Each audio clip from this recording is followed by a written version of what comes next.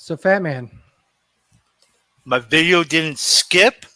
I look ugly with my new webcam, and I have a new computer thanks to this fat fuck to my left, and I see a papa. Oh my goodness! I see a papa. It's like nothing happened in the wrestling world in the past 2 weeks. Nothing important happened. It doesn't matter. Well, marks are gonna mark. That's all I know. Well, let's talk about everything that's happened since we were last on the air on the wrestling show.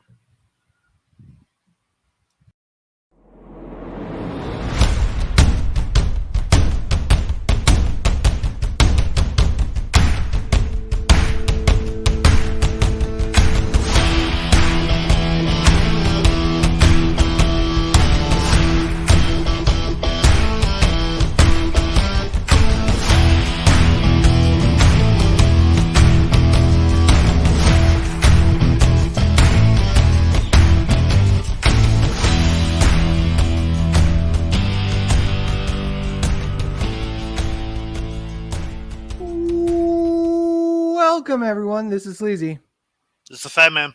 And welcome, everyone, to another wonderful episode. Today, we have within he froze. 10 seconds he froze. of getting on the show. Oh, wow. We wanted to try it at least once. It's got to be the most Canadian internet of all time. Ryan Williams is here with us. Excuse me. The proud papa, Ryan Williams, is here with us today. Hey, yo, and I was about to say I would have accepted the only Canadian dad on this podcast. Fair. That is actually very fair. Hey, you don't know. What don't I know?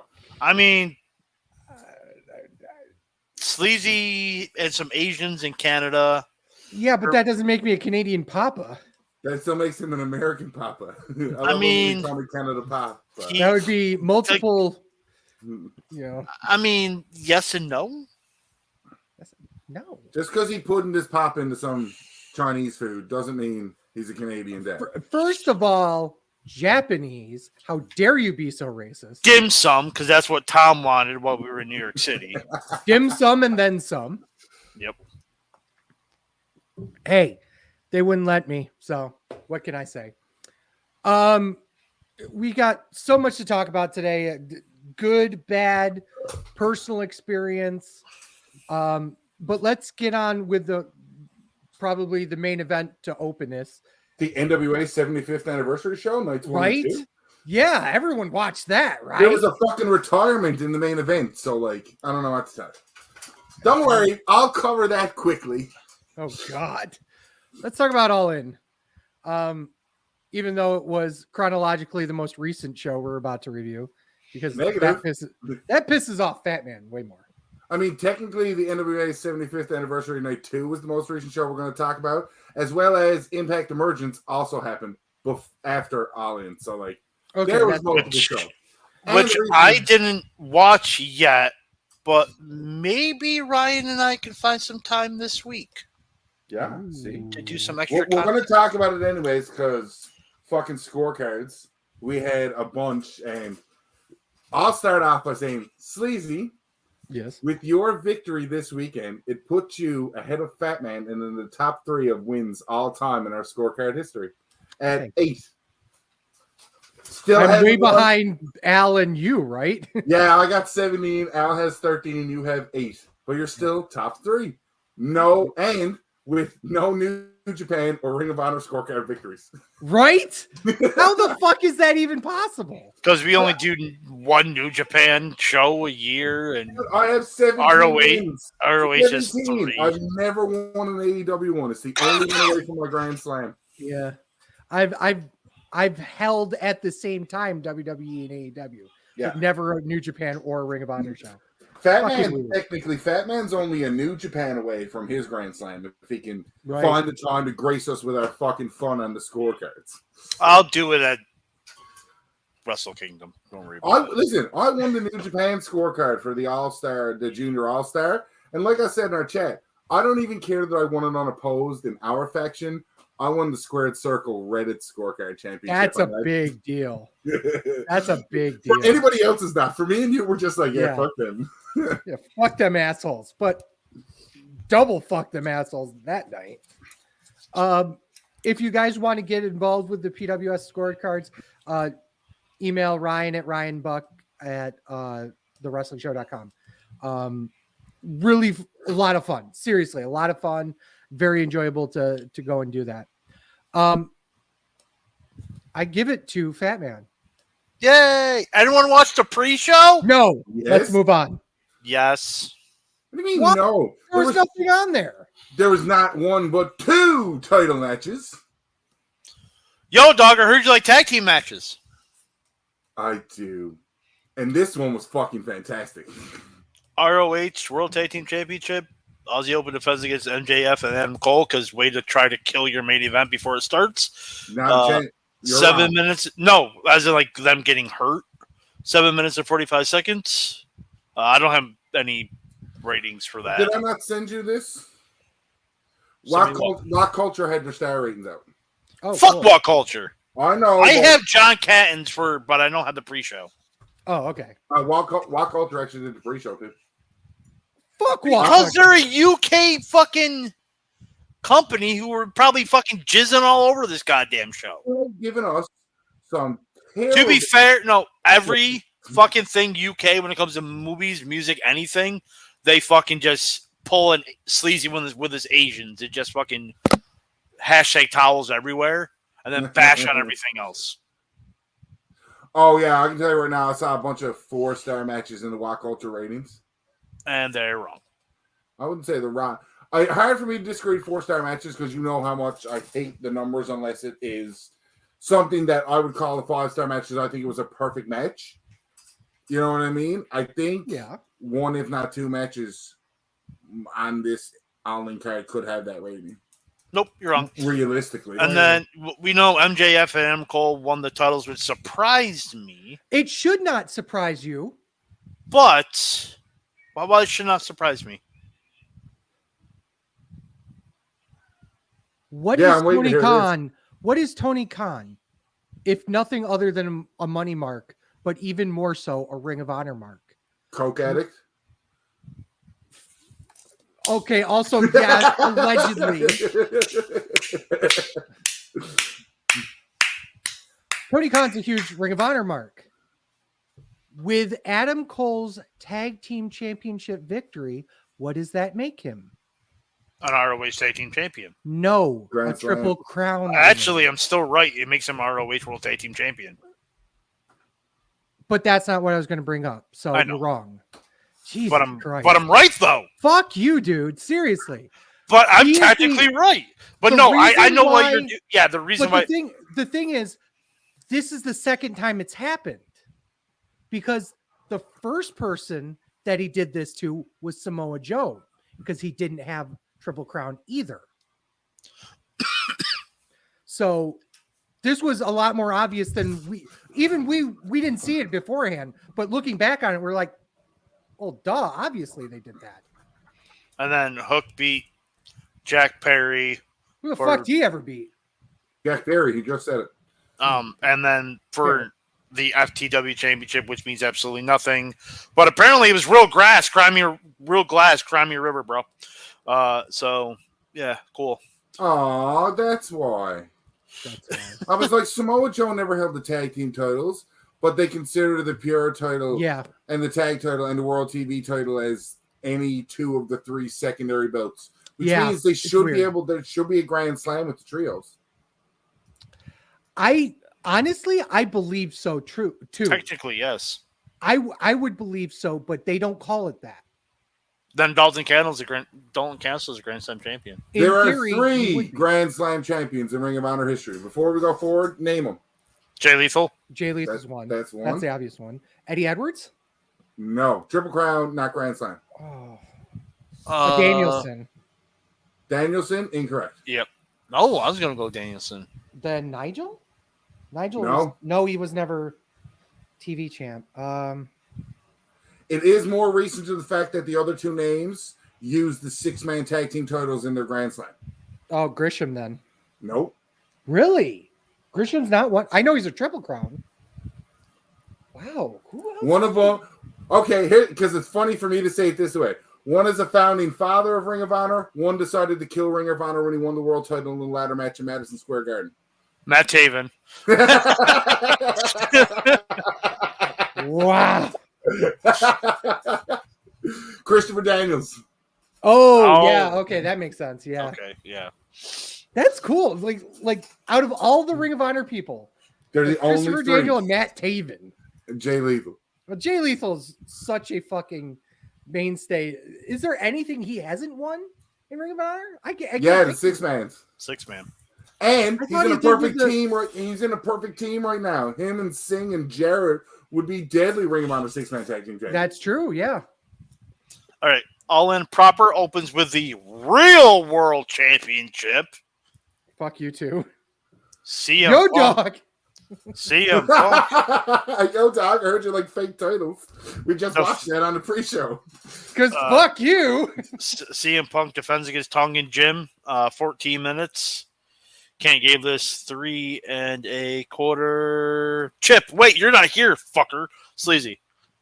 Okay, so I did actually do notes for this, which is rare for me. Why? Lately, not so much anymore.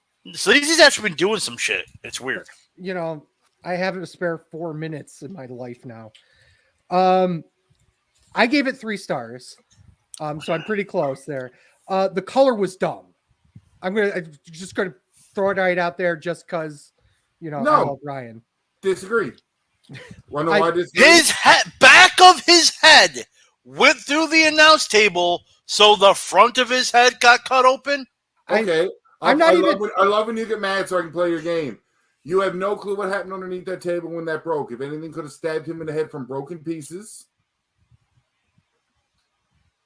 The back of his head went through the table. Actually, to be fair, the way he went through it, he could have gotten cut as he was going into That's what I'm saying. To be fair. But that's not the reason why I'm complaining about it. I'm complaining about it because it's the opening fucking match, and you know for a fact Punk wanted to do as much crazy shit as fucking possible just to tell everyone else to go fuck off. I hate to say this early in the podcast because I'm probably going to say it a lot to not even justify, but to explain to you guys and our listeners, you're watching an AEW pay-per-view. Yeah, I get it. This shit is normal. This was a love letter to Ring of Honor, and I totally understand that, and I liked it despite that. I just thought it was very weird and very... If I was booking it, he wouldn't have gotten color. Otherwise, I would have been fine with the match. I just don't like the fact he got color for basically no stakes. There's my thing about it. That's all. I gave it Mike Sanders. The Mike Sanders. Nothing special. Nothing to go out your way to see. They've had better matches. They had better matches 20 years ago. So above average match. You don't know what sucked? Joe lost. Every match that Joe won or went to a draw with Punk are fucking regarded as the best matches ever. And then every time Punk's beating Joe, they were just like, oh, well, I guess that happened. And they kind of telegraphed that because it was for, if they didn't put either title on the line, it would have been a little bit better in that respect because you knew that Punk was winning once it was for his title. Mm-hmm. There's no way Samoa Jay is winning the Real World's Championship. Right. All right, Ryan, what do you think about it? Again, I'm with Sleazy. It was a love letter to the Ring of Honor. Clearly, Punk's influence has shown beneficial to some of the stuff, how it's been booked. Now, I've never been the biggest fan of Punk since he left. But, like, coming back with how he's trying to do stuff with Collision, I get it. He has that mindset that he still does have a really good mindset, even though he's a piece of shit. Mm-hmm. I like the match. Did I take these? I love Joe anyway, so I always think Joe should win. Oh, yeah, absolutely. I mean, there was... I don't know. I don't remember if I took these or not. If I did... I'll see you soon. Yep. Yo, dog, I heard like trios matches. That's you. Not this one. Golden Elite versus Bullet Club Gold and Take a Shitta. 20 minutes and 30 seconds. Can't give this 3.5. Ryan. I want to hear from Sleazy. What didn't you like about it? This match was really good. I thought it was probably the most disappointing match until the probably on the card. No, in terms of what I thought, how good it was going to be, to what it actually was. I thought that there was a lot of convoluted but cool spots in the match, but one of my favorite spots was a fucking botch, which was Take a Shitta punching Kota Ibushi to break up a pin, but completely whiffing him, like 2 feet away whiffing him, and he's got to sell it because it breaks up the pin. Well, I mean, the rings are smaller in Japan, I guess. But no, the rings are bigger in Japan. I didn't really have a counter to that, Fatman. It depends. Oh, you're talking about penis size. Okay, yeah. If you said, Godzilla. Godzilla. He beat Mr. Love you long time. I did notice. What'd you give it? 2 stars. 2 stars. I did this wouldn't notice. even be okay for a house show. This is how I know you're biased. There's an Asian in this match. There's 2 Asians in this match. There's 2 Asians. 2.5, technically. Kenny Omega's penis has been in a little lap of an Asian girl. I mean, yes. He's Asian by allegedly. Insertion. He's Asian by insertion. Tony Khan's cocaine use, allegedly. Kenny Omega fucking Asians, not allegedly. Well, yeah, fucking Asians. Of course, yes. They're all little. Kota Ibushi being one of them. Yes. Little Asian girl. The little Asian girl named Kota Ibushi? That's the 9-year-old who Omega fought. Oh, they had it didn't happen. They have so much technology and advancement over in there. Ibushi grew from that 9-year-old girl to a world champion that got injured. And we're off the air, folks. Thank you. Have a nice day. Just interrupt. I'm watching Raw now in the background. This is Monday night. Normally we don't tape Monday nights. Yeah. And the commercial pops up for buy your official WWE and NFL championship belt. And there's 32 teams in the league, and there's only.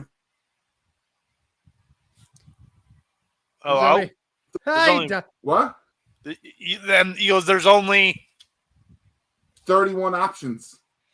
I wonder which team's out there. Which one does all the rapes and the murders? The Jaguars. That's half the league. Yeah, I was gonna say. Gotta be a little bit more specific. Yeah, right. Which one does the rapes and murders in Florida?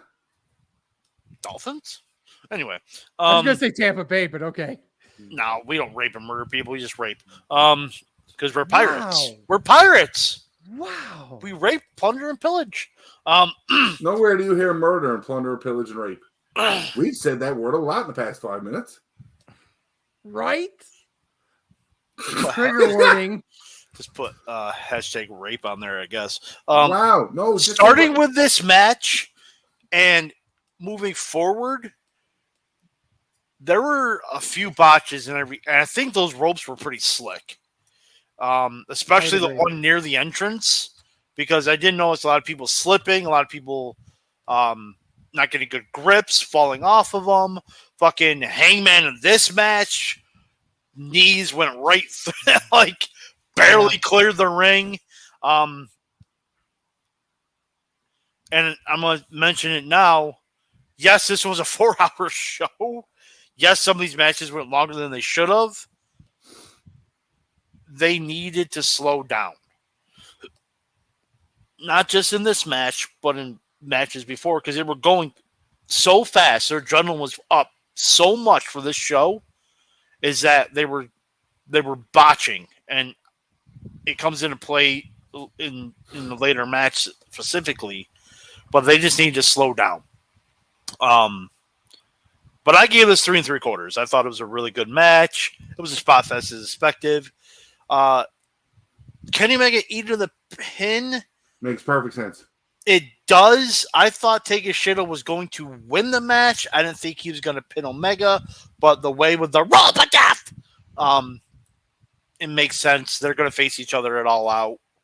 So, where Omega's going to get his win back. So, but maybe he shouldn't. I don't think he will. I don't either. Omega, it doesn't hurt Omega to lose there. It helps Takeshita look better.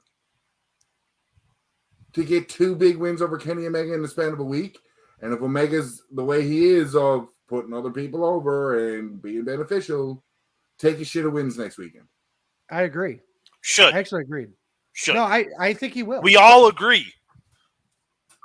You think he will. I think he should. How about that? Okay. That's fair. Yo, dog, I heard you like tag team matches.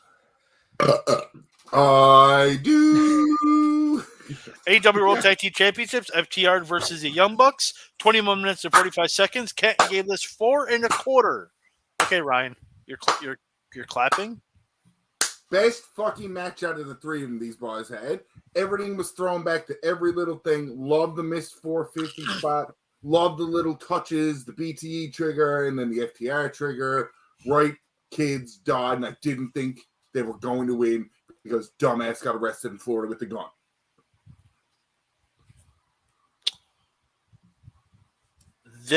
Hold on, checking notes. I'll make it more while you're checking your notes. This is a match that if somebody told me this was a 5-star match, I'd have a hard time arguing with them to tell them it's not. 4.5 stars. What was the missing? There were botches all throughout this match. They're lucky I gave it 4.5. First off, you missed the initial response of your face, dickhead. So follow your own gimmicks. Second off, seriously though. They botched like 4 times in the match. What are you talking about? You can't have a perfect match if they botched. Hey, we've seen this list that 5-star matches don't have to be perfect matches. Excuse me. They don't. And like I said, if somebody would come to me and tell me this was a 5-star match, I'd have a hard time fighting them. What messes up? You just said how it was slick on the entranceway and the outdoors, and that could go into the ring too. You can't hold that again. You know what's funny about this is you're trying to push that it's a 5-star match. Fat Man's sitting there going, well, it's 4.5. I'm going to say that it was a 4-star match, and I think it was the worst one of the 3 of them. Wow. I thought for many of the things that Fat Man already said, you know, there were many times where they misjudged, outright botches. There's some good spots like the double money shot after the superplex. That was really cool. The shatter machine kick out was really cool too. That was one of the most believable near fall spots out of the entire match. FTR winning was surprising, but it fell flat in a lot of spots where I didn't think it would. So sorry. And I love these 2 teams. Yo, dog, I heard you like tag team matches? I do. Stadium Stampede. Blackpool Combat Club with Santana Ortiz versus Best Friends, Eddie Kingston and Penta. Where's the time? 21 minutes, 30 seconds. Kent gave this 3 3/4. I gave a 4. I thought this was chaotic as expected. Probably... I like this Stadium Stampede match better than the other 2 because it was in a stadium with a crowd. So it wasn't a Stadium Stampede match. But the second one technically ended in front of a crowd, so that's kind of yeah. But Orange Cassidy getting the win was the absolute right call. He's on fucking fire. If he is not in the main event, all out or all in next year, which is also in Wembley, which we'll get to in a little bit, I don't know what you're doing. But yeah, Sleazy. 4.5. I thought this was fucking phenomenal. I thought that it didn't overstay its welcome like the other 2 did. 21 minutes, beautiful. They got a lot of spots in. Some of them not so much, which is why it wasn't a 5-star match.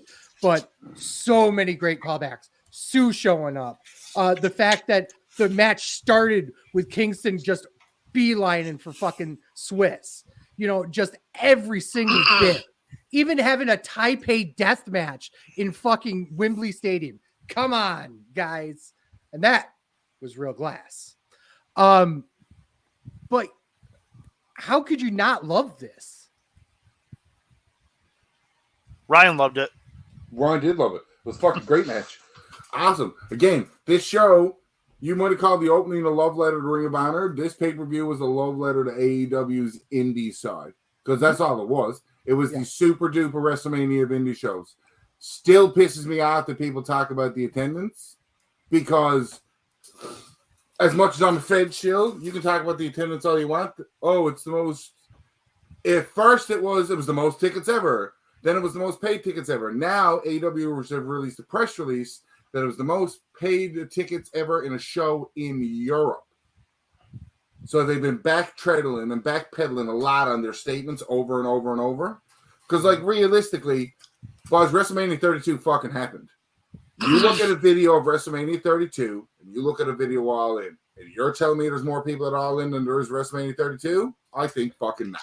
I don't think they ever made that claim. You can look at a video of this year's WrestleMania and compared to Wembley. It looks like there's more people at WrestleMania, but but they never made. Looks could be deceased. Yeah, go ahead. Well, the thing is that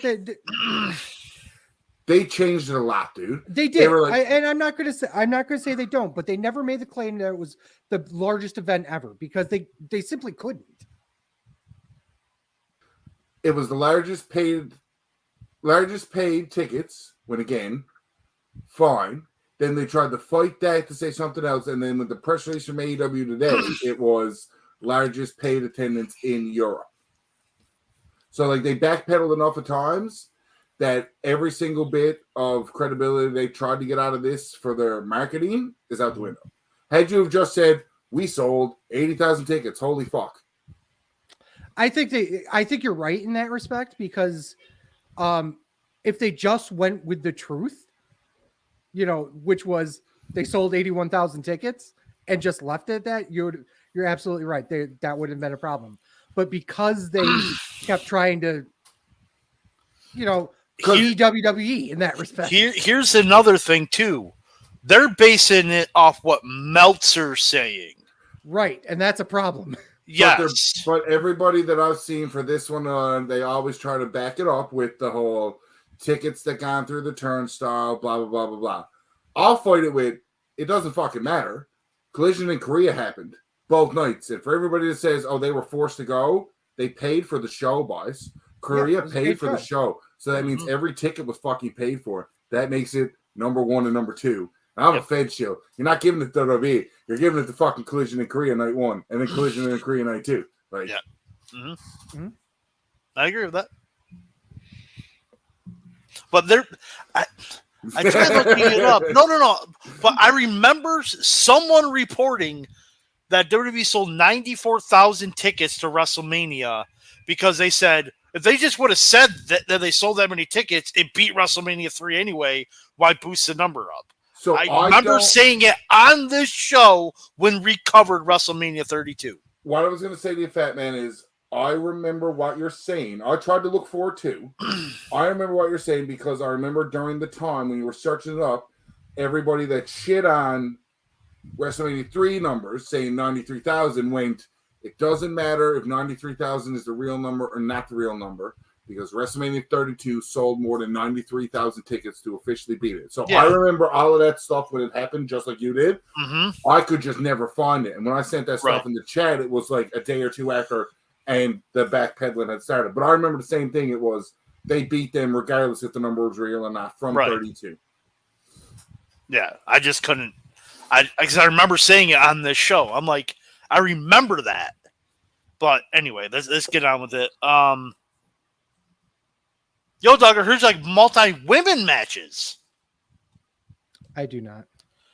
Somebody shot your dog. Your cousin got hit by a car. There was no Asian women in this match. Sleazy. There was. Yes, there was. Hikaru Shida. Four-way by match. the way, the champion Hikaru Shida. 4-way match for the AEW Women's Championship. She defends against Saraya, Toni Storm, and Dr. Britt Baker. 8 minutes and 50 seconds. Ken gave this 3 stars. Women. Sleazy, you're the women's wrestling enthusiast. You're the sleazy wrestling enthusiast. Which is also true. If you do not do that every show going forward, women, you're the sleazy wrestling enthusiast. Why are we even doing a podcast? I can't disagree with that. God damn it. If this wasn't telegraphed, I can't tell you what was. But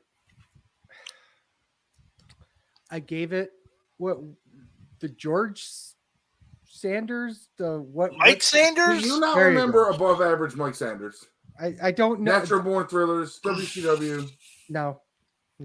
I try and intentionally keep that out of my mind. 2 3/4. As soon as they started playing up the fucking breakup of the, oh my god, it was without question they were gonna plop it on Saraya. I mean, she brought her fucking family. You knew it was coming. No. What's that? No, I was trying to, but for some reason my app isn't working on my Roku. So LA Knight's in the ring, but it's not LA Knight. It's the fucking Miz. and I had to look twice. There's no volume, but I see him cutting a promo. I looked. I was like, cool, LA Knight. I turned around, looked back, and went, that's not LA Knight. Well done. Shit match. Telegraphed ending. Shitty match. I think there was nothing they could have changed. Like, they tried. There was story there. There was all of this stuff to go through everything, but she was winning that belt. Yeah. The match played out the way it should have played out. I'm just not happy with how they did it. The match, honestly, this is a weird thing. Criminally short. It was. It really was short.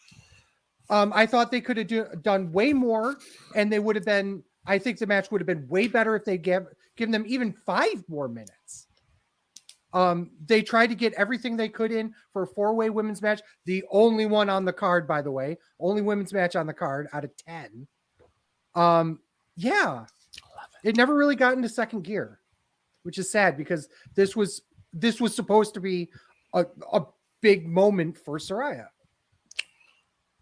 Overrated piece of shit. Match was shit. 1.5. I mean, it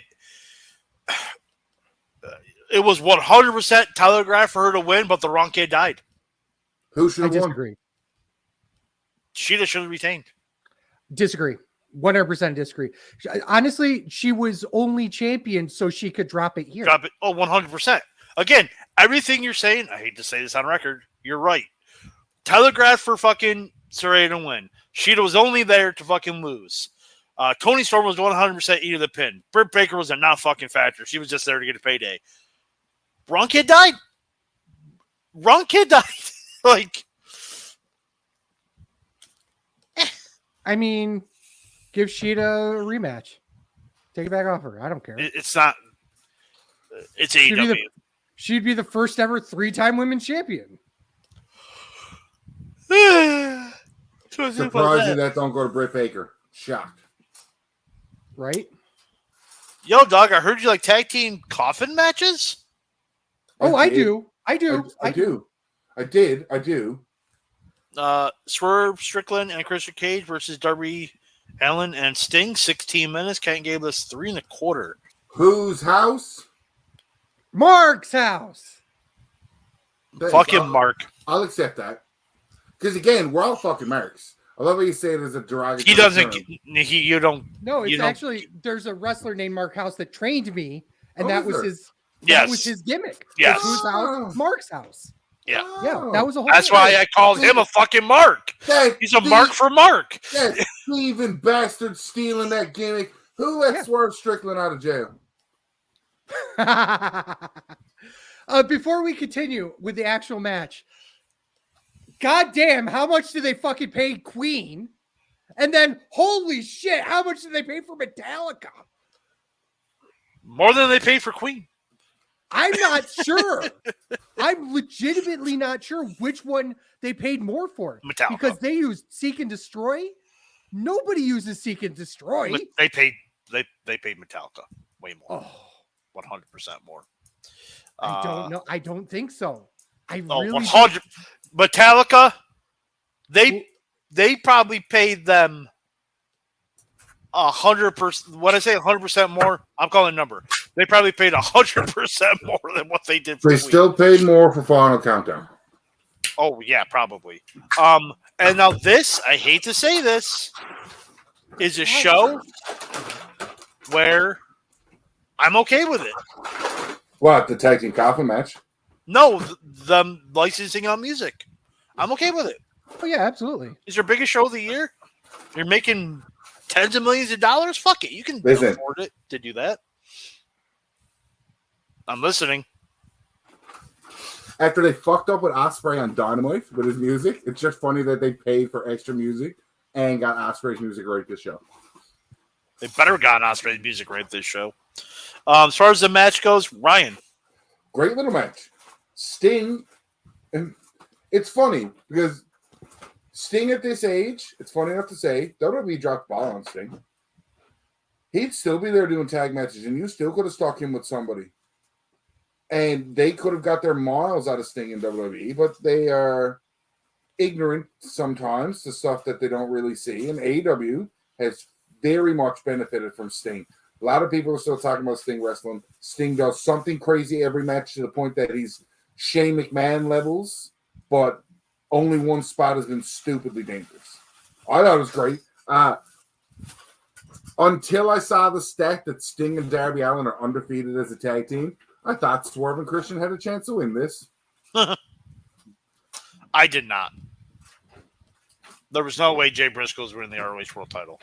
3.5. It was way better than I thought it would be, even though you had Swerve, Darby Allin, and Christian, and an older Sting willing to do fucking anything. Yeah, I was very entertained by this match. Start of the match, Darby Allin. Without question. Is it only because of the beatings that he takes? Like, yes. That coffin drop onto the coffin. Twice. I'm talking about the first one on the outside. Where he just misses. If he would have a fraction of an inch either way, he dead. He dead. But Darby Allin's not going to have a career. Like, it's great that we're going to get 6 years of Darby Allin now. But, like, look at Jeff Hardy. Mick Foley. Right? Like, these people that style catches up to you quick. And Darby Allin is 100-pound soaking wet. Yep. Mm-hmm. He's not an elastic guy. He can't be put that together with duct tape and super glue. Well, if you're a redneck, you could do it. Yeah. Okay. So I've got multiple problems here. Okay. So first of all, I gave it 3.5 stars. It was a nice match. Huge TNA chance in the early part. Did you guys hear that? Didn't hear it. You didn't hear that? You didn't hear the TNA chance? It was deadly. Right away. Yeah. Christian and Sting are facing off right off the bat. And you hear TNA. Yeah. No, I didn't hear it. Number 2. So let me get this straight. It's a tag team match. Playa. Tag team coffin match. So no rules. Well, what's the rules? Are you supposed to have both people in the coffin or just one of them? They said it immediately at the start of the match. Yeah, they did. They did. But why? What? Number 2. Are you complaining that they told us the rules? Yes. You're an idiot. No, it should be both of them. I hope the thing is, I hope you step on a Lego. Okay. Rules? What are they? Oh, that's the rules. Well, that's dumb. They told us. No, it's not dumb that they told us. It's dumb that the rules were not put both of them in. Dude, they paid so much money on music license they couldn't afford a second coffin. So yes. So I actually looked this up while you guys were talking. In America, Queen does not own Queen's records, the music rights. It's owned by Disney of all people. Yeah, Freddie Mercury's a Disney princess. It must be. All right, you know? But outside of the United States, it's owned by the 3 surviving band members. They make off of royalties alone $48 million a year. Metallica, on the other hand, has been out on record. Exactly right. Metallica recently went out on record and said that they don't make enough in royalties anymore. So, guess what? They paid more for Queen. I still don't know about that. 100%. If they don't make enough on royalties, and they said it, they're probably trying to get licensed more royalties and probably pay a shit ton. I feel like that's what it is too. Metallica says they don't make enough money on royalties. They charge too much. Yep. Well, here's the other thing. They only make $20.2 million on royalties over the course of a year. And it's split more ways too. Because there's more members of Metallica than there are surviving members of Queen. So there's that piece. Loud calls of all throughout the match. And this started here, and throughout the rest of the show, it was kind of weird. Actually, it happened in the match before too. You could hear a lot of the wrestlers calling spots. Just randomly stuff. Like here, there, everywhere. It wasn't all the time, but you could absolutely hear them call the spear spot. The no-hand stuff with Darby Allin was sick. Everything he did with his hands behind his back, fucking mind blown. The shit, like the bump he took, like he did the flip bump into the corner. That's how you fucking died, you know? Darby Allin is like Sabu, and when he breaks his fucking neck, he's still going to try to wrestle. Absolutely. 100%. And I'm one of them idiots that broke a bone during a wrestling match and thought it was a smart idea to try to wrestle. But Darby Allin is going to die in the ring. I would. Well, technically, he's going to die outside of the ring, but like probably out to the floor. One last thing, we've had multiple spots throughout the match where somebody puts a finger out, puts a hand out to stop the coffin closing, a bat out.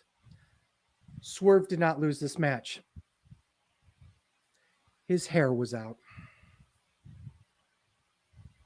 I call shenanigans. I'm gonna have to go look at that again because I don't. His dreadlocks are out of the top of the coffin when they closed it. That's hilarious. If AEW was smart, they would turn that into an angle. They would, because I've seen them do it before. R-Truth won the U.S. title because of a fuck up like that, and they fucking ran with it. That would be brilliant for Swerve to come out and say that. Because if a bat stops them from closing the coffin, why wouldn't his dreadlocks? You want to know what the honest answer is on that? The bat's not going to do a vacuum seal. You'll still get a vacuum seal around the hair. Not with his dreads, because they're like thick. You could tell that they couldn't close it all the way.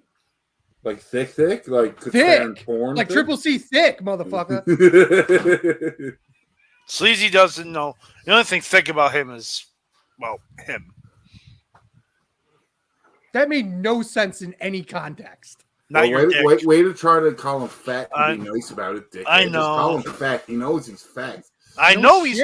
I seen him eat like a whole pizza.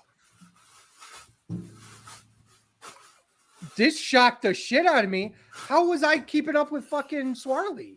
You weren't. I was. Well, the first day you weren't. I was too. No. I outdid him on the pizza. The first day and it kept for lunch. You did the tacos? Yeah, the rest. Yeah, I mean, because we didn't have that big of a lunch. Right, but then it was on. Anywho, I remember breakfast where you got your meal like 20 minutes later and still finished before everyone. Yes. That's not a work. That's a fucking shoot. That is a shoot. That really happened. All right, Ryan, do you talk about the match? I did. I'll just put it again that an old-ass Christian, an old-ass Sting basically carried this match for people that weren't a fucking test dummy for abuse. And Swerve, I think WWE dropped the ball on Swerve, too. Personally. Oh, yeah, absolutely. Mm-hmm. Chris Jericho versus Will Ospreay. 14 minutes, 55 seconds. Can't give this 4.25. Should not have been as good as what it was. Jericho's older. Jericho's on the decline. I know he still has the mindset for this stuff, but like that was fucking great. Like that's one of Jericho's best AEW matches that I've seen.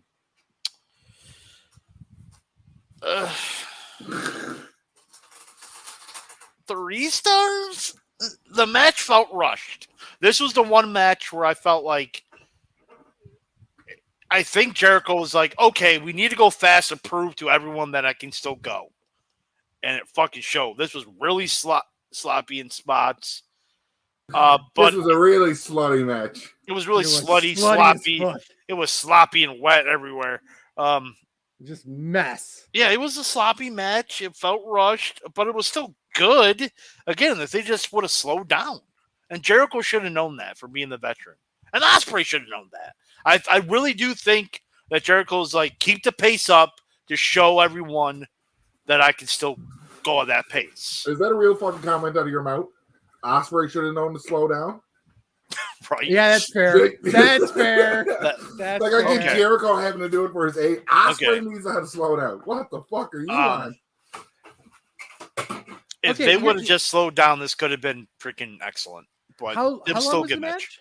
14 minutes and 55 seconds. That's interesting because for exactly the same reasons, I gave it 4 stars. With literally the exact same reasons. It felt rushed. It felt like this match was good despite Jericho. In times, there were a lot of weird minor botches, and for fuck's sake, I do not need to hear Fozzy. Also, Ospreay literally Fozzy was an excellent touch for that because everybody sings along anyways. There's no need to shit on Fozzy, being that the lead singer's in the fucking Fed. Fuck Fozzy. That is all. That is all. Also, Ospreay no sold a bat shot. 100%. Also true. Yeah. Just no sold it. Got hit in the head. I'm just gonna fucking do nothing. There's one thing that nobody really talked about. Who was the face again? Jericho.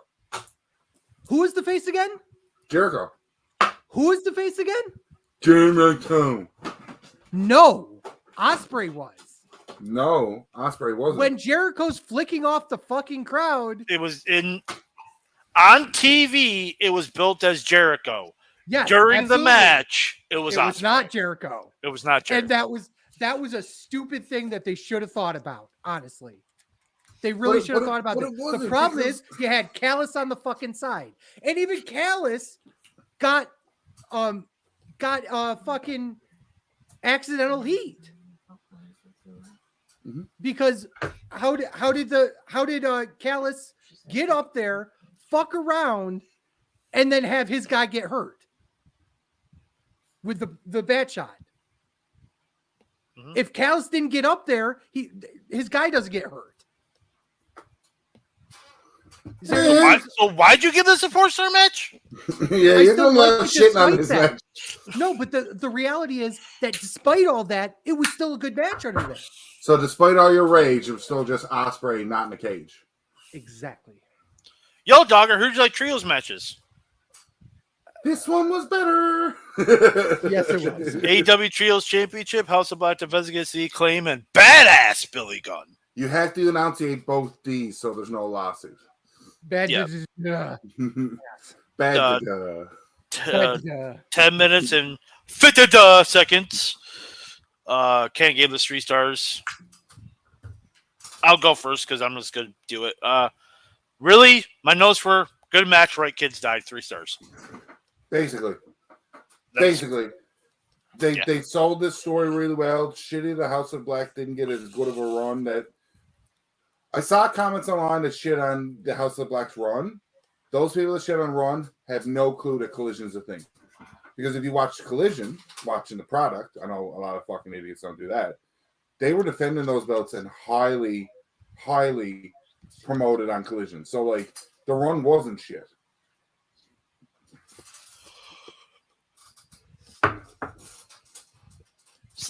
Yeah, Sleazy. 3 stars one of my biggest fucking problems with the match. Well, two big problems with the match. Number one, fuck your finish at 1. Of course. And number 2 is I'm gonna pull Ryan. Okay. This was an AEW show. It wasn't a New Japan show. What the fuck are we talking about? Well, what's your problem? Fighting spirit, motherfucker. There was no fighting spirit here. You know, kicking out of people's finishers at 1. Yeah. Number 2 is Julia pulls out Aubrey when her guy's getting pinned because of a finish, but doesn't do it the second time. Literally 2 minutes later, is just standing right there. Had to literally walk around the ring once it started because otherwise she looks even more like an idiot. And I can't remember if this had to have been this. You deserve gold around the waist, badass Billy Gunn, and hands him a silver belt.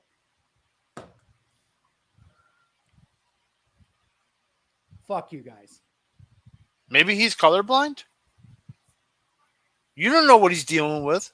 Yeah, no, I'm gonna fight that. That's just being a piece of shit and nitpicky. Yep, absolutely it is.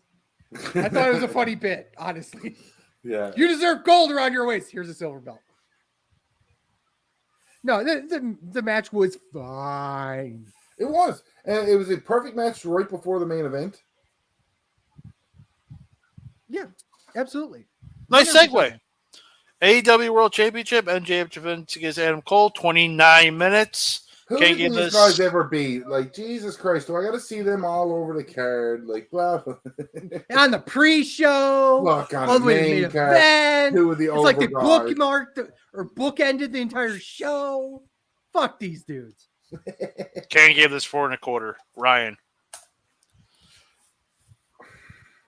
This is the other match that I wanted to say. If somebody called this a 5-star match, I'd be hard-pressed to argue against them. You are way wrong. The storyline going into the match, they fell into gold. Everything about this has been sports entertaining because they did it all the right way. And every time you thought something, like the Bloodline storyline, in terms of every time you thought you knew exactly what was going to happen, the swerve, if it made you mad, you still said, oh, that sucks. Makes sense, but it sucks. And they've completely done this, and they found a way to continue this going.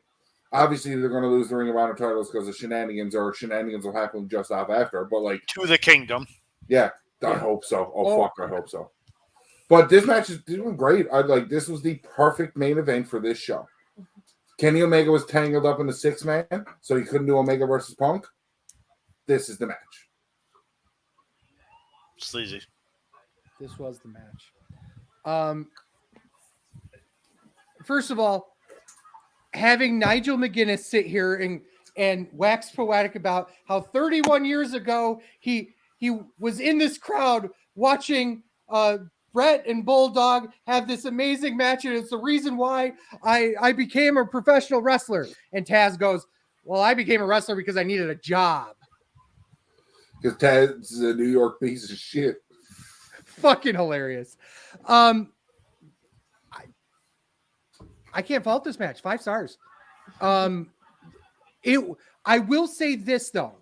It is not a 5-star match in a sense of, oh my God, they had amazing work rate and they came all over each other and it was like a New Japan style 5-star match. It was not that. But it was an AEW 5-star match. Yeah, it was really well done in terms of telling the story within the microcosm of the match. They did do a lot of great spots in the match. Dropping big words like microcosm. Well, he has a micro dick, so at least he used half that word. That's still 2 words, dickhead. I said he knew half the word, you asshole. Open up your ears and shut your mouth more, you'll hear better. Listen, don't tell me to use my listening ears. I say that to the stepson all the time. Okay, Sleazy, finish. Finish your wrong opinion. Go ahead. Wow. No, until you said wrong opinion, I was like, look at you trying to be Michelle. Okay, Sleazy, finish. Yeah, whatever. I knew that. I just caused that. Ryan, I fucking love you. God damn it.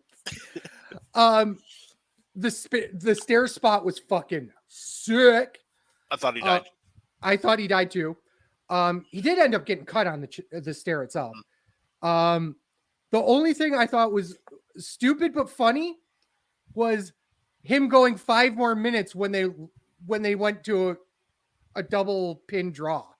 Like, why would you do 5 more minutes? Just restart the match. It's a callback to the. It was a callback. Match. Obviously, yes, it was a callback, but it's still fucking weird request, but whatever. Fuck your finish on the outside. Fuck your finish part 2. But still, it fit the match. And the actual finish fit the match too. Especially when you're roll up a Doom. Yeah. Small package of Doom, I'm sorry. They did so many different callbacks and they did so many different little things throughout this match that you have to go back and watch the match a second time just to catch everything. 5-star match. Yeah, absolutely 100% 5-star match. And now you can listen to Fatman, who's very wrong on this. I agree with the cat, 4.25. He's just outside the what the fuck is it missing comment.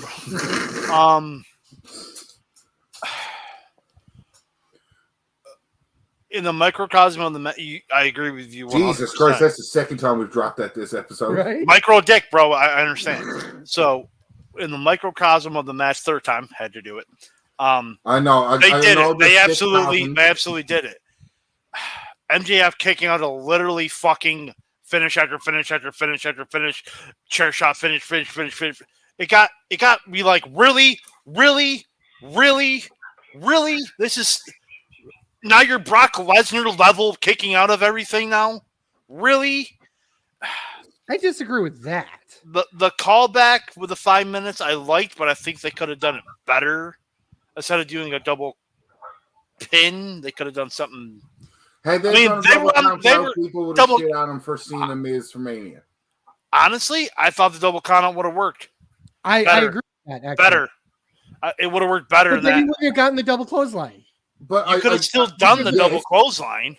No, but to do the pin. To do the double clothesline and a double pin means technically they both won. Double count out means technically they both lost. Double pin, technically they both won. Instead of a time limit draw like they had last time, they had each person pin the other person's shoulders to the match regardless. And that's a good bit for that. I think you've done better. Other than that, it was great. Like, I just think MJF kicking out of little things could have gotten done better. I think the double pin whatever spot could have done better, and the MJF kicking out of fucking everything could have done better. He's the world fucking champion, man. Other than that, fuck you. Other than that, the story was near perfect. I still don't understand why you only think it's 4.25. Because there were worse things on this show that you rated higher with more problems in the match that you call out. I do what I want. Okay, I'm not saying. I'm just calling you out on your hypocrisy. That's all. I do that to you every show, so you can do it to me once a year. That's fine. There's your once a year. Yeah, from the 12 months up to this point. No, this is your once a year. No, January 1st to December 31st. Once a year. I call October or August 29th as my first day of the year. You can call it all you want. You're wrong, as always. Overall thoughts on the show? Way better show than I thought. Way better show than what I thought it would be. It's still an AEW show. Little production. Did a hell of a lot better job, but there were still times where like, oh, look at this massive crowd, and they missed spots. Yeah. Not everyone can be Kevin Dunn. No. Wow. Fuck that. The sound. Okay, so. Oh, I just realized something. Fuck Dave Meltzer. We haven't put it out there yet. His startings aren't out yet. Yeah, but his name's been said on the podcast, and it didn't proceed with fuck Dave. So like, oh, that's true. Yeah, fuck Dave Meltzer. Well, yeah, fuck Dave Meltzer, obviously. Anyway, the sound. I don't know if it's because I'm 3/4 deaf in one ear, but I couldn't hear for the first until like halfway through the FTR match. That crowd seemed dead to me. Stadium show, hard pressed, and then it seemed like they realized that, oh crap, the crowd noise is a little loud. Let's up the mic on it, and that's when you started hearing called spots. And I honestly didn't hear any called spots, but again, 3/4 deaf in one ear. So don't worry, we'll be all on Botchamania in 2 weeks. So, but yeah, it was way better than I thought. I thought and we kind of talked about this before we went on air, is that people were talking about this show like, oh my God, it's going to be a super disappointing show because there was no build. They put their best foot forward with so many great matches because at the end of the day, this was literally what the first All In was, a super indie show. Yep. So different vibe. It was a definitely different vibe, no doubt. But they put their best possible matches. You know, FTR versus the Young Bucks. They put Kenny Omega along with his two best pals in a fucking 6-man against the Bullet Club. Let's say they fucking lost and nobody saw that coming. Right, exactly. And then you have a huge multiple title changes. Excuse me. You had quite possibly the 4 best women on their roster in a very prestigious place. You know, there's a lot of good things about this show. And I think that top 3 shows that they've done since they started, the first Double or Nothing is their best. But I would happily put this will probably be 2. It's probably be 2. 2 or 3. I'm giving myself the buckle because I'm trying to think. Forbidden Door 1 was the same thing as this one. Because the Forbidden Door 1 had all the injuries and was supposed to be a shitty card, but the first Forbidden Door was fucking amazing and had no right to be. Ryan, 100%. Better than WrestleMania. Close, but really close. It was this close. Like I said, this is one of the best AEW shows I've ever seen because of they knew what they had to do. And again, I said it before, I'll say it now, and I'll say it again. If you go to an AEW show and you expect WWE style is the easiest way to put it, you're going to be disappointed. But if you go to an AEW show to watch it, to know that it's legit different than WWE because it's going to be and how they do everything, this is one of the best shows they've ever done. Right. They did announce that they were coming back to Wembley next year. They're gonna do that every year now because they're going to get 60, 70, 80,000 people. UK. I'm not against them going to huge stadium shows. I'm more like go someplace else. Why? They're not WWE.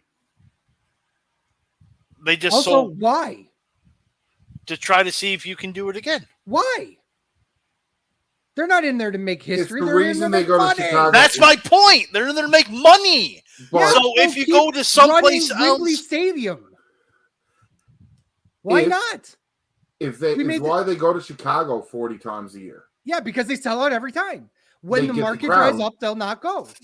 That market's never going to drop in Chicago. Exactly. Places like Chicago, places like Philadelphia, places like New York. You're not letting me finish what I'm trying to say. Yes, I know what you're trying to say.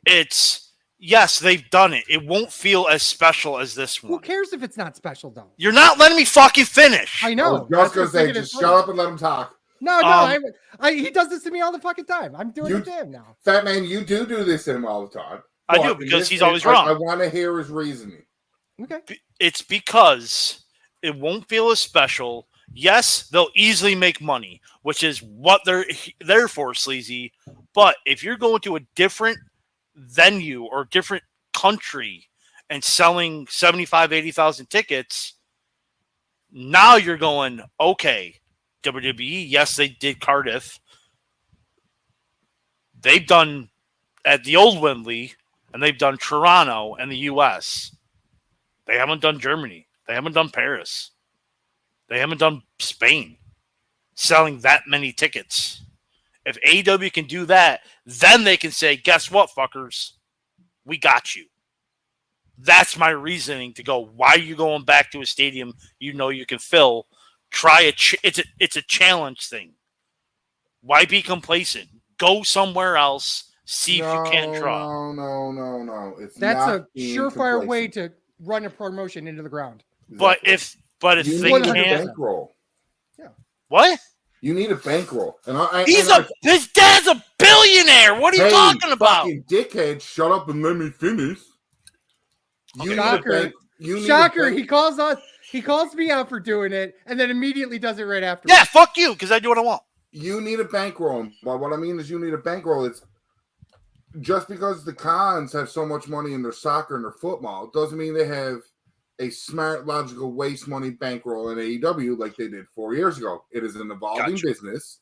They have it. Why wouldn't you spend the next 3 or 4 years to slowly evolve in do 3 shows? Do Wembley. At the end of the 3rd Wembley show at the end of 3 years, all those other places will be like, they go there all the time. They don't come here. Well, but if they come here, we're going to have to sell. You're putting the supply and demand. If you're only going to supply to certain many places, you know you're only going to be able to go there to see it. Okay, that makes sense. I still think they should challenge themselves and not be complacent. Well, they just added a new pay-per-view. In October, AEW has officially announced a new pay-per-view. Yeah, it's a Wrestle Dream. It's like an Inoki. I don't know where it's going to be held, though. I don't think they announced that yet. They announced if it's got to do with Inoki, it's Tangled. Probably Japan. Yeah. It's another big mark town that they're going to sell a lot of tickets to. It's not Seattle, adventurous to them, but it's it is in Seattle. It is in Seattle. Seattle. You're right. It's in Seattle, which has a huge Asian population. Don't talk about Supersonics. Sleazy heard Asian perked up. I need to go to Seattle.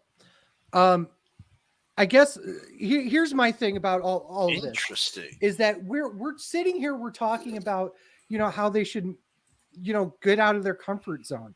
Here's my problem with that. Do you see WWE going to a Lens Arena or like San Siro or Asbury Stadium where they do Grand Slam every year? No, these are the European ones though. That's my point. Camp No. Oh, I don't like that. There's a reason though. There's a reason why they're not going there, because the market can't sustain it. And if WWE wrestling, the most casual fan, let's be honest here, because WWE is all about their casual fans, they don't think they can fill a 70,000 seat arena in Spain. No, I don't think that's why would they do that? Why would AEW even attempt that? I think actually the more I'm thinking about it, yes. It's more of the logistics of running a show over there. More than not that they can't do it, the logistics of running a show over there. And I also have to say, so then Wembley they know is the second highest stadium in Europe. Yes. Second only to the football stadium in Spain. Where Real Madrid plays. In Barcelona. Yeah. Camp No, not Real Madrid. But yeah, whatever. It's in Barcelona. Yeah, I'm trying to think of the soccer team that. I don't know who it is. It's not Real Madrid because that's in Madrid. But it's more legit now that AEW knows that, hey, we can run a show in Wembley. I mean, they would have done it next year anyway if it was a logistical nightmare and say their production sucked. Ooh, that would have been bad. But now they can run a show. They can run a show. So I guess being complacent isn't that bad, but I still say try it. Or even try to do it in America. So where I would be okay doing it in America, though. You're right in that. So maybe do it like that. Say, okay, instead of going to like Munich or Berlin or Barcelona, say do it freaking St. Louis. All the same. WWE going to Australia for tours. I mean, yeah, WWE. Yeah. I know this was during a COVID year, but WWE only sold half of that dome. WWE sold half of it. We got the attendance record. Yeah, that's us. Do Do places Minneapolis. Places WWE won't go. You know where they need to go? Carrier Dome. No. I gotta leave, but I don't want to leave without giving my Reddit comment for the Yes, podcast. please, because we're going to talk about multiverse afterwards. Yeah. So the Reddit comment before I leave is I'm looking through the Squared Circle Jerk on Reddit, and it's 3 pictures. It's All In, WrestleMania 3, WrestleMania 32. Yeah, which one had more people there? And through the comment threads is people talking about empty seats at All In, and then this one comment killed me. It goes, empty seats? That's just the 20,000 people CM Punk banned from the arena.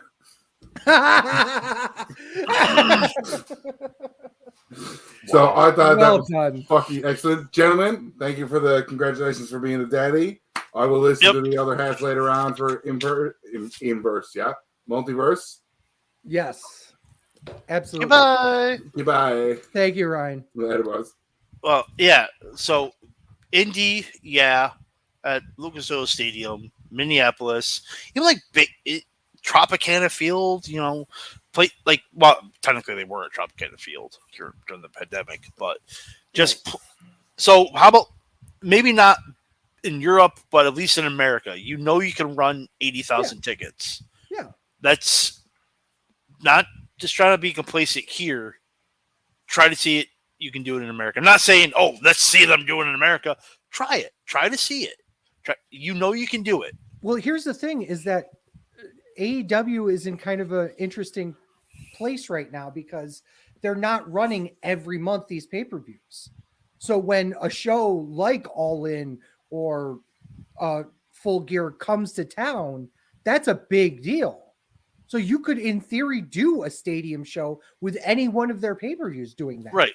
Now, it looks like if they're adding another pay-per-view in October, there's one in November, there's one in February. They may be adding more pay-per-views, which we said weeks ago, because Bleacher Report or Warner Bros. Discovery has their hand in Bleacher Report, and I guess they get 10% profit off of pay-per-view sales. Yeah. So I'm waiting for the day they announce either AEW Plus or AEW part of Max. I think it's going to be on Max. I'm hoping it's on Max because I got Max. So do I. Obviously, I was there when I got it. Yes. AEW Plus on Max or something like that. Yeah. But I'm okay with that. All right. You want to do news and rumors? Yeah, let's do news and rumors. Let's deal with the elephants in the room, and then end the show on a little bit higher note with Multiverse United 2. Okay. I'm going to end with the sad news. But speaking of All In, God damn it. Here we go. It appears that CM Punk and Jack Perry will not be appearing on AEW television this week. Why not? Because they're under an investigation into their backstage incident. Oh, God. It was reported that the two men had an altercation just before Punk went out for his match against Samoa Joe. There was conflicting accounts on what happened, but it's clear that there was some physicality, as some claim Perry was choked, while others claim Punk simply put Perry in a chokehold to avoid a full-fledged fight. This is the latest incident between Punk and AEW members, blah, blah, blah. Punk's camp has claimed that he wants a drama-free environment backstage at Collision, and for the most part, the goal has been met, but issues have arisen whenever talent from Dynamite and Punk are together. Okay. Belief within AEW is that Punk and Perry are both suspended pending the results of the investigation. If Punk and Perry's suspension continues the weekend, they will not appear at the All Out pay-per-view in Chicago. If they're suspended, they're not going to be there. Like, correct. What show are they going to not miss? You know what I mean? There's only 2. Right. Dynamite, which I think it's in Chicago. Yes. I think it's Dynamite, Collision, Rampage. They're all out. They're all in Chicago. Yeah. I can't believe they're going to go to Chicago with Punk sitting out, their biggest Chicago star. Yeah, he's on that show. Yeah.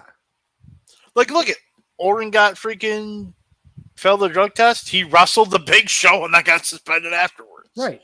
So absolutely. Jordan Grace re-signed with Impact. I knew she was going to go back because I don't think AEW was going to get her.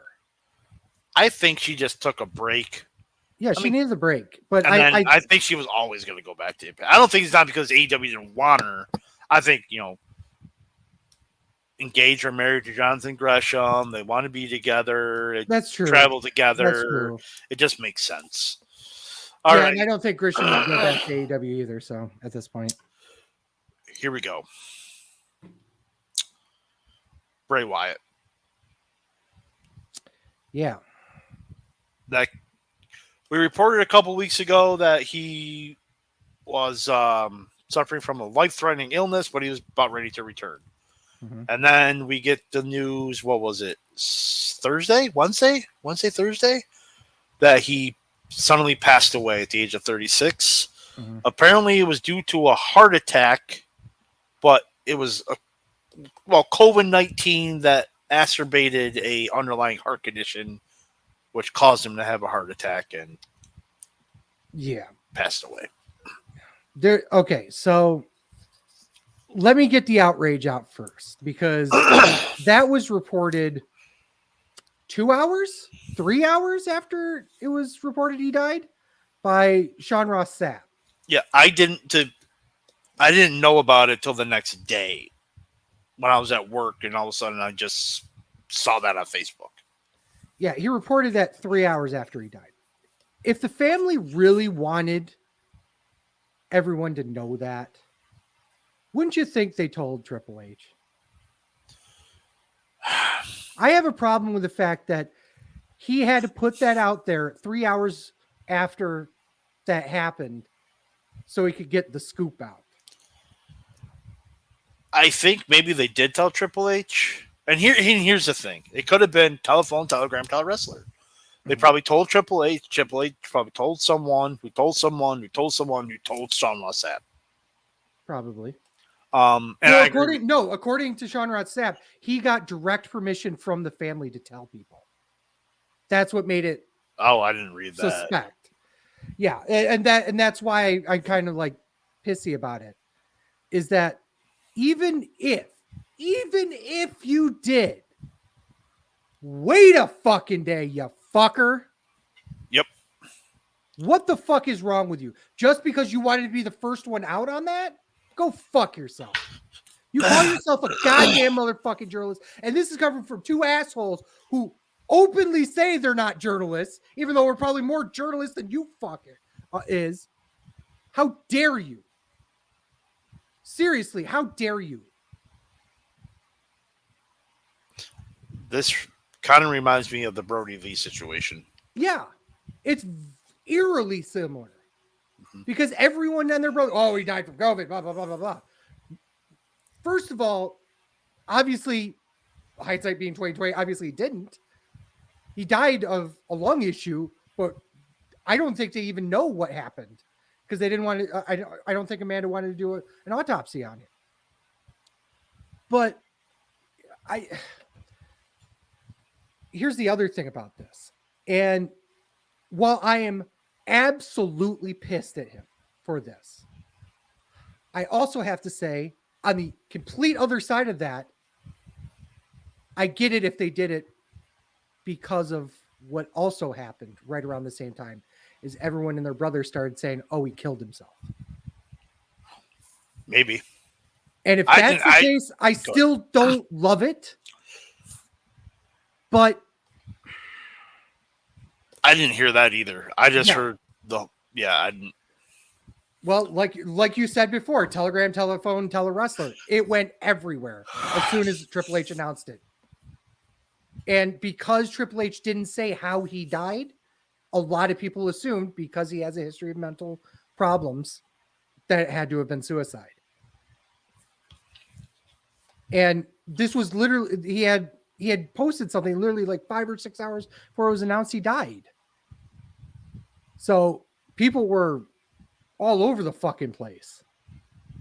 So it's a horrific thing. Obviously, 36 years old, way too young, younger than us. Yep. You know, heart issues. Obviously, I've had more than one health scare over the past few years, you know, especially specifically with heart issues. You as well. You know, it's scary. It's fucking scary. And it's really eerie that it's now 2 out of the 4 of the original Wyatts out. Yep. So when I heard it, I was like, holy goddamn. Like, it didn't hit me like Brody did, because obviously Brody, you know, Rochester guy, blah, blah, blah, blah. And same with Jay Briscoe, you know, our show as a whole. And obviously it happened while we were fucking taping. But this one hurt just, I wouldn't say as much as the other two, but it was up there because it was such a shock. Yeah. What are your thoughts? I know I just talked a bunch here, but well, no, I was kind of like, what the hell? Like when you get to his report saying, oh, it's a life-threatening illness, but he's doing better, he should be returning soon. You're like, oh, okay. And then all of a sudden it's like he died, and it's like, wait, what? And then I'm just like, well, I don't know how he died. That's how he died. And then I think it was Thursday morning or something. I was at work. I scroll through and it's like, Wyatt's cause of death, COVID-related heart issue or something. And I'm like, oh, like that's messed up. So he's fighting COVID this whole time. So I'm like, well, we know now. I guess knowing kind of helped a little bit, but I didn't read anything about when it was reported or what he said, or the suicide thing. I didn't read any of that. So I guess I kind of got lucky in that aspect. But you're like, this guy is so talented. It's such a mind for the business that you're just like, wow. That's, even if he wasn't an on-screen character, him being a producer, holy crap. Right. So even if he couldn't wrestle again and he was just backstage, now that knowledge is gone. And it's just like, I think Brandon that same day posted that Bo Dallas was going to AEW or something. I'm like, what? And I saw that. I'm like, what? That doesn't make sense. But yeah, so no, it's shocking. Yeah. And then a couple days before that, Terry Funk passed away. Yeah, just what a way to fucking go through a week. Jesus Christ. An absolute legend of the business. You know, we always joke about how many times is he going to fucking retire, but the man's knees cracked worse than Tanahashi's last week, you know. But yeah, Funk could wrestle any style. Yeah. And you being the ECW, Mark, he single-handedly helped that promotion out. Yeah, and Paul Heyman will absolutely tell you that. Yep, and he, like, even on the ECW, Rise and Fall of ECW, he would be all like, Heyman would be like, oh, I can make that guy. Oh, I can make that guy too. Well, I could do great things with that. He was so unselfish. Yeah. He put anyone over. And just, it's terrible, but two legends. How old was he? Yeah, I think he died of like Alzheimer's. I'm not sure what his cause of death is. I think it was Alzheimer's. I know he was having issues and stuff. Mick Foley was saying he was having some issues. Yeah, he had a lot of issues going on at the very end part of it. I know that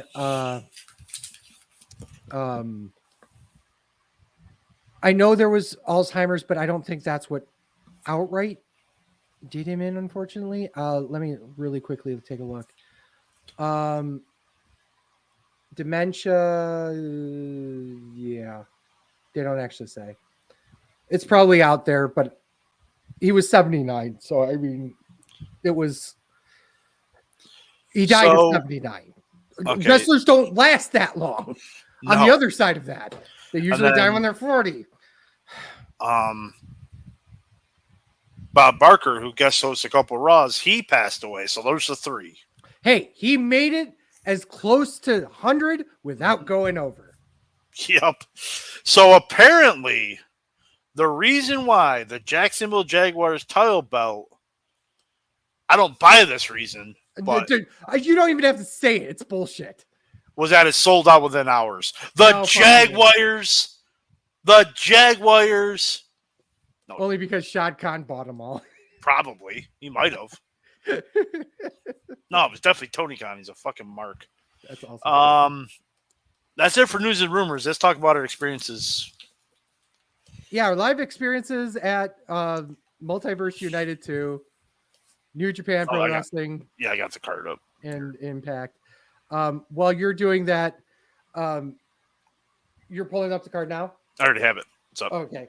Let's talk about the beforehand stuff. Now, keep in mind, this is a bucket list item for both of us. Mm-hmm. Going to the 2300 arena, aka the ECW arena, was like outside of Madison Square Garden. This was the number one thing that we were like, we need to do this. Mm-hmm. We need to go to a show at the ECW arena. So when this came up, I was like, fucking A, let's do this. You want to come down? Come on down. You spent the weekend here. Tell me about your times up to the show. Well, I went down to Gettysburg that Tuesday and met a fucking Mark. Who's not on the show. He's an idiot too. So like Put him over. We went to the Blue and the Gray for dinner. Terrible food. I went there 4 years ago and it was really good. It was terrible this time. And he was all like, you can't park on the street at past 8 a.m. You're not allowed to. So you got to park in a parking garage. So I paid for parking. So met him there, left, and then Heavy G came down, met him from the sports podcast, first time in person. Got lunch, did some mini golfing. Then we met Chip at a place called the Upper Crust, which had really good pizza. And Chip told me, and I paid for parking again. It wasn't expensive. It's not that big of a deal. But then I'm all like, yeah, I'm paid till like 10 o'clock. And they're looking at me like, why? There's free parking on the street past 8. I'm like, you told me last night there was no parking allowed. I didn't say that. I'm like, yes, you did. And then Thursday we went to DC. Hot as hell. 90 degrees with like 80% humidity, like real field temperature was like 102. Had the worst experience at a ballpark I've ever had in my life. I've never heard you say this, but you left before the game was over, right? Well, there was a couple reasons. One, the Red Sox were getting crushed, and it felt like 100 degrees outside. We were sitting in the sun. It was 9-1 in the 6th. I'm like, we're out of here. I can't take this. 2, rudest staff, weirdest policies I've ever seen at a stadium. I just got sick of it. I was like, you know what? I need to go. This isn't a sports podcast. I won't get into it, but I've been to single A ballparks ever better than that. Wow. Never go to Nationals Park. It's a freaking everything's a scam. Everything is a scam. Then left, met you at your house. What did we do? We went to New York City. Met Tom. Yeah. Yep. Our mutual friend Tom decided to take the bus in to New York City. Yeah. Hey, why not? Why the fuck not? Why not? So went to the 9/11 Memorial. Got New York pizza. That was really good pizza. Yeah, it was. What was it? Uncle Paulie. Uncle Paulie's. Uncle Paulie near Grand Central Terminal. That was really good. And then we did Ocean City and Atlantic City. I tell you what, I bitched and complained about New Jersey. They really cleaned it up. I went there 13 years ago.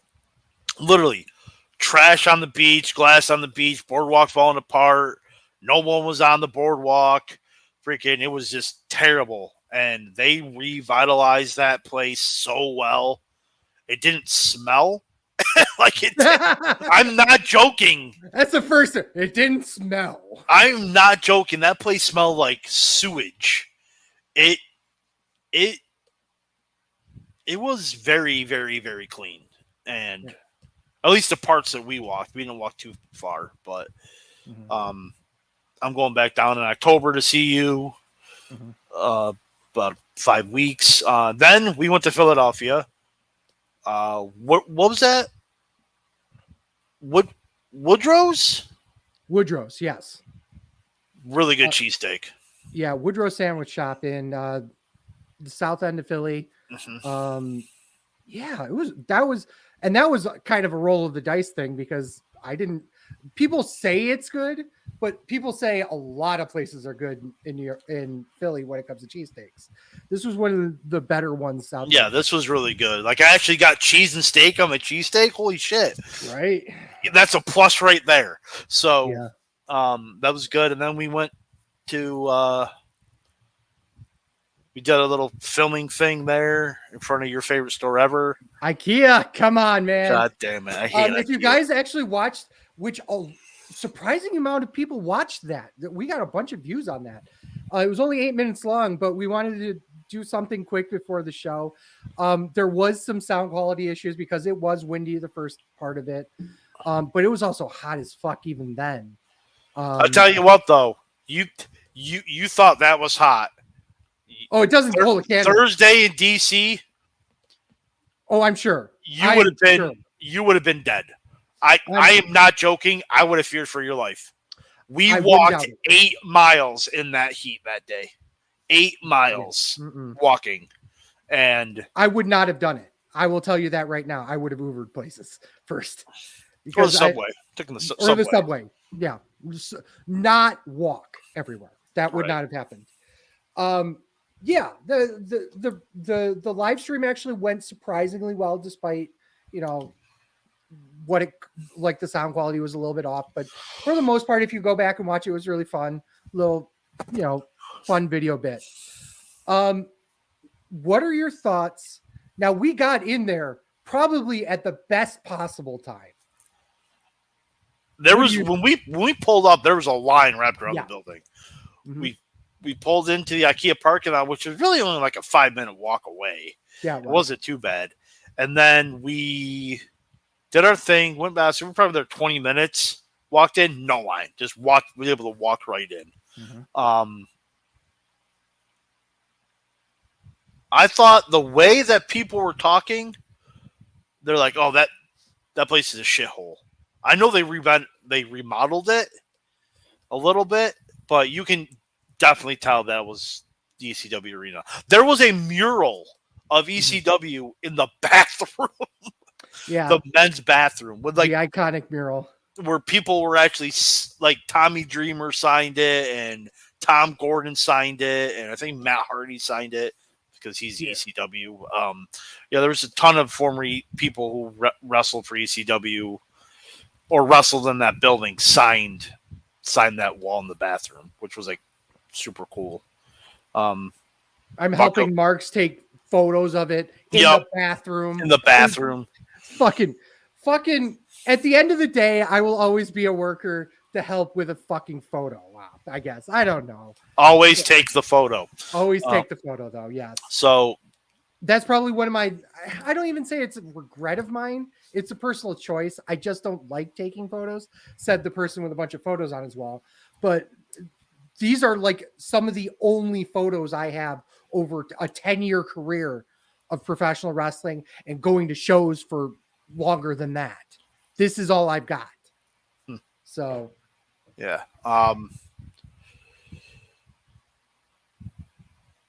Bucket list checked. And the quality of the show was really good. It was a very, very good show. It was an Impact show, bro. Impact show. Except for the main event, which you didn't watch because Leo Rush won. That's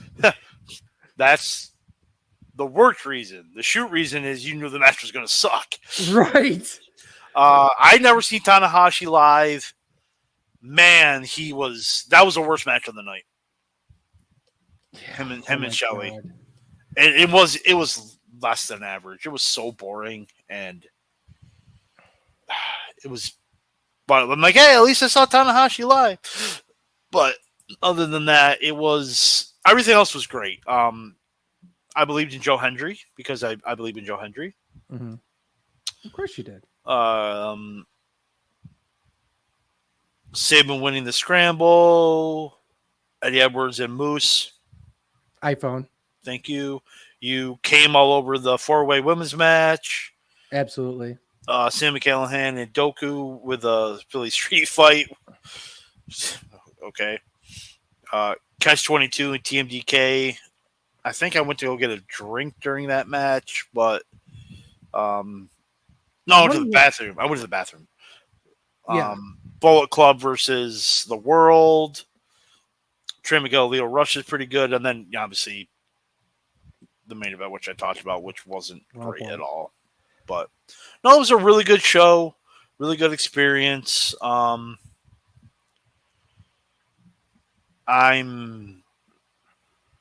very happy that we did a show there. Now we just got one more arena. Madison Square Garden. Yep. I'll tell you, I was in and out for a bunch of times throughout the show. Partially because I was kind of uncomfortable. It wasn't as hot as I thought it would be. It did get hotter, obviously, more people in there, but it wasn't as hot. Yeah. But those chairs were not great because they were just folding chairs. Yeah. And having a guy with a bad neck, and then here there was a guy with a big ass fucking hair, and then here was a really tall guy, so I'm trying to like turn and look like this. So after about an hour and a half, I'm like, I can't. I was getting uncomfortable. The funny part about all that is, and to pull back the curtain a little bit, I bought 6 tickets, but only 5 people went. Yes. Because Michelle had to stay home, unfortunately, to care for her dog. The wrestling show mascot, Wiggles. How is the Wiggy? Wiggles is doing better. Yay. And I'll completely pull back the curtain. Might as well. So Wiggles was hospitalized a couple weeks ago because apparently she had diabetes and nobody knew it for a while. And then she got diagnosed with pancreatitis, and she was a mess to the point where had we not taken her to the hospital, she probably would have died. So she's still recovering. When Fat Man came down, she was still kind of out of it. She was only a week removed from the hospital. So Michelle graciously stayed back and took care of her pretty much all weekend. She didn't come with us to any of the stuff that Fat Man just said. You know, she didn't come to New York. She didn't come to Ocean Philly. City. No, she didn't come to Ocean City. Oh, by the way, I thought Atlantic City's Boardwalk was better than Ocean City's Boardwalk, and I never thought I'd say that. It depends on what you're looking for. Really, if you're looking for a family-friendly place, Ocean City, 100%. If you're looking for action and cool stuff and things to look at, Atlantic City, especially in the North End. But I've been down here a year now, so I've been bouncing around through all the boardwalks up and down the coast. And I'll tell you, there's so many different. You think you've seen a boardwalk, but there's so many different ones. Asbury Park looks different than the one on Long Beach Island, which looks different than Wildwood, which looks different than Cape May. They're all completely different. And you never think you'd say that because what the fuck is there to do on each one of these boardwalks? Completely different. But yeah, the entire show was very interesting from my perspective. I did get to talk to Coach Scott D'Amore. I was able to really get to see a lot of the stuff that they were selling and stuff, a lot of New Japan related merch. Impact had their own merch tables. I don't want to go into too much detail about the back end stuff because it's boring. But this was a New Japan produced show. Impact just brought talent to it, basically. Yeah. Oh, by the way, so I'm standing in line, like Tom's going to go buy his drinks. So I'm like, oh, hey, this is what I want. I'm going to go stand in line and meet Josh Alexander. because I'm a fucking mark. So I'm standing in line, and get up there, and everyone's had these like little things. And look around, like, where'd you buy them? And they go, over there.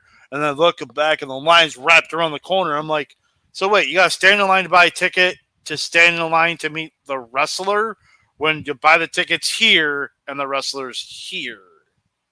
No, I'm good. I'm not going to stand in line twice. Like, it made no sense to me. But meanwhile, I walk up to him. Hey, thank you. Hey, well, you can talk, but I just want to take you all. Oh yeah, you're doing take the photo. Yeah, take the photo. Yeah. So I was just like, oh, okay. But, yeah, that was kind of weird. But they do. Impact does that when they have a bunch of people, so it doesn't. It's a little bit less awkward. I think what they're doing is to see who wants to meet who, because there were tickets to see Shelly, PCO, Alexander, and Kenny King. Kenny King. Yeah. I can't remember if it's Kenny King or Macklin. Yeah, Macklin wasn't there.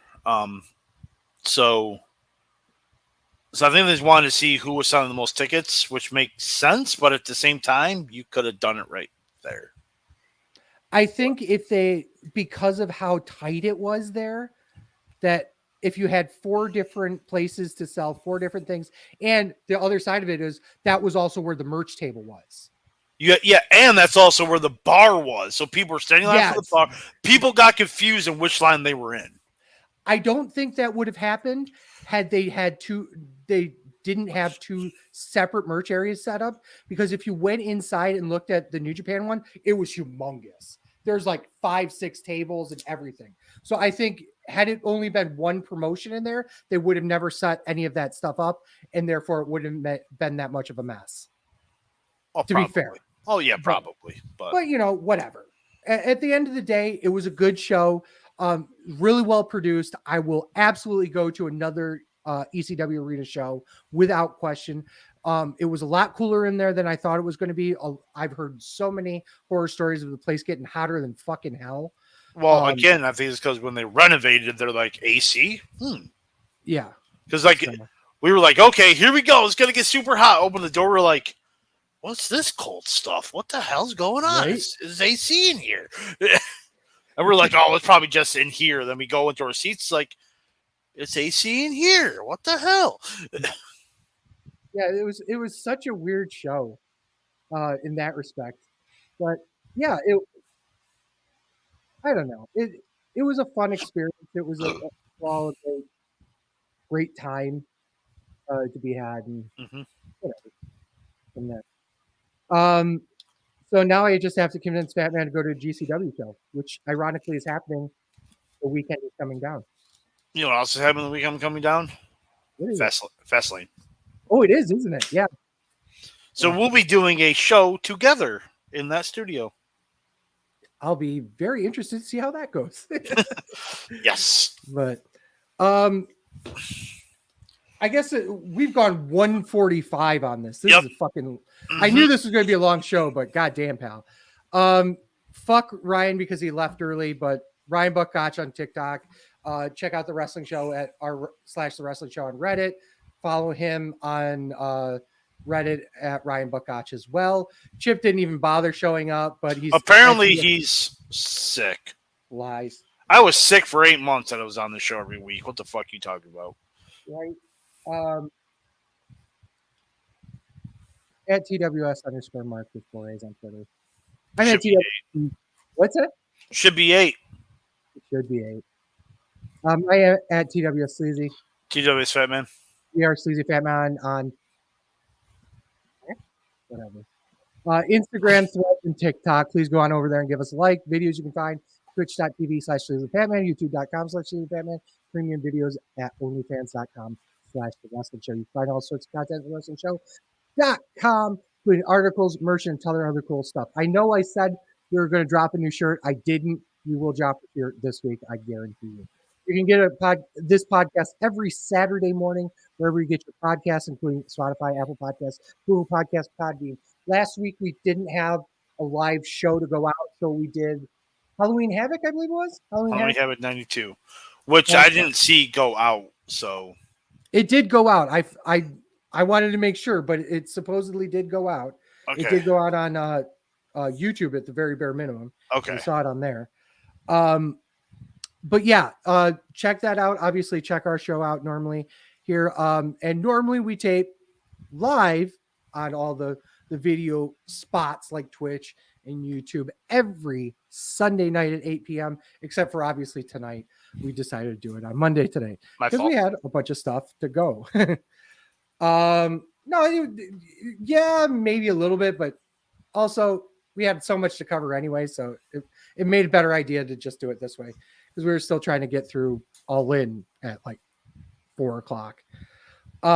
Don't hesitate to rate us on your favorite platform. And click automatic downloads really helps us out. So with thanks to Ryan and a half fuck you and a full fuck you to Chip, and as always for Sleazy. For the Fat Man. This is the Wrestling Show. Thank you guys so much for listening. Peace.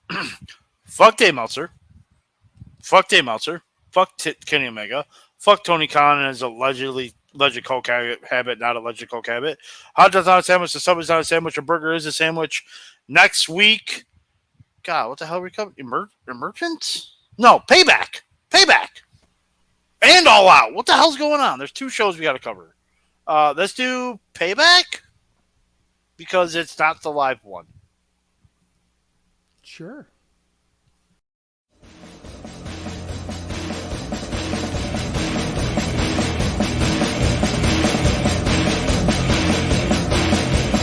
I'm a truth that you seem to run from.